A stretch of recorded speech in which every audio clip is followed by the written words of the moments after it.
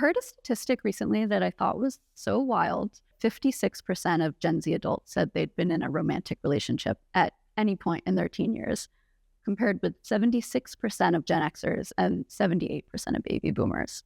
It's a really big difference. And other polls back up this idea that fewer young people today are getting in relationships. And the question that I had about all of this was, does it matter? To be fair, part of the change could just be in the labels that young people are using rather than their actual behavior. Surveys show that situationships are common in Gen Z, so teens today are presumably still crushing and flirting and getting hurt. They might just not be as likely to say they're officially together. And psychologists told me that no one needs romance to grow up properly anyway.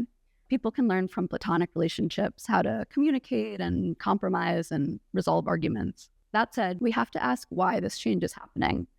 And if teens feel less pressure to be in a mediocre relationship just to be in one at all, of course, that's a good thing. But that might not be the only explanation.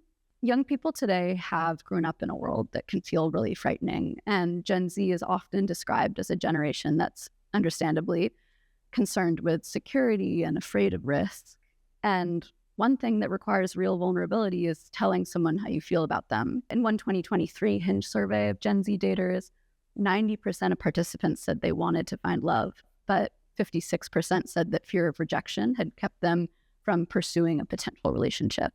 Researchers told me that a lot of teens are interested in partnership, but they're still staying in situationships and keeping each other at arm's length. And the thing about that is that can be a self-fulfilling prophecy, because when they don't let people in, things might not work out like they had hoped. And then that can feel like proof that love isn't worth pursuing.